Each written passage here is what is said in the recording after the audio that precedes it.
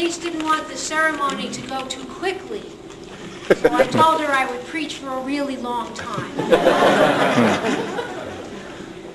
Sit back. In the Episcopal Church, during the liturgy, the priest issues an invitation. The words are, "Walk in love as Christ loved us and gave of himself a perfect sacrifice for us." These words have always captivated me. Walk in love. Don't sit in love, not standing in love, but walk in love. The image for me is very peaceful and easy, a nice walk with God. I remember as carefree college students at Immaculata, Denise and I took many long walks across that campus.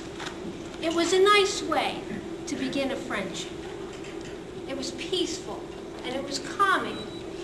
Walking is good, and I suspect Tim and Denise have taken many walks along the beach in this past year. As a matter of fact, I know they have, because I called Emily one night and she said, "They're walking on the boardwalk again. How lame is that?"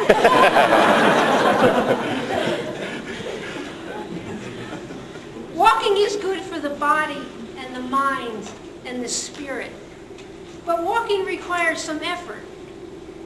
It's quite different than being in love. Being in love is effortless. It happens quite naturally. Sometimes it happens by accident without the least of us expecting it. True?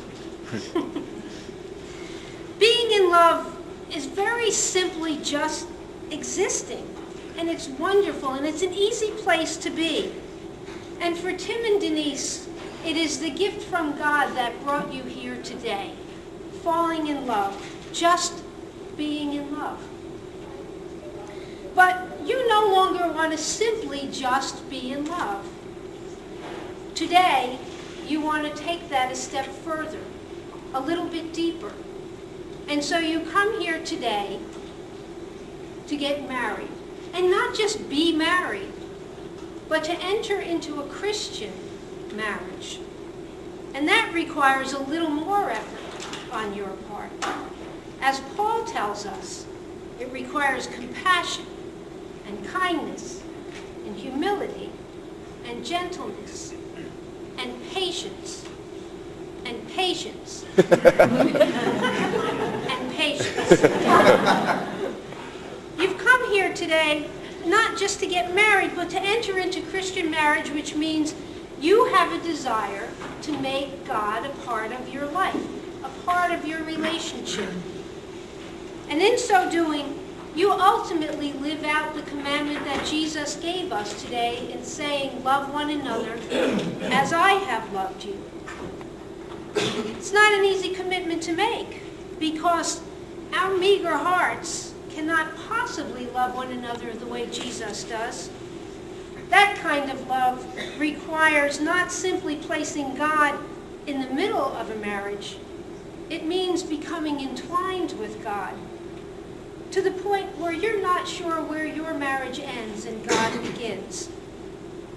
And so you come here today to pray and to ask God to bless this marriage and openly profess that you intend to keep this thing going for as long as you both shall live. You've come here today not because you have to, but because you desire to invite God into your marriage. You're truly willing to walk in love with God in your midst.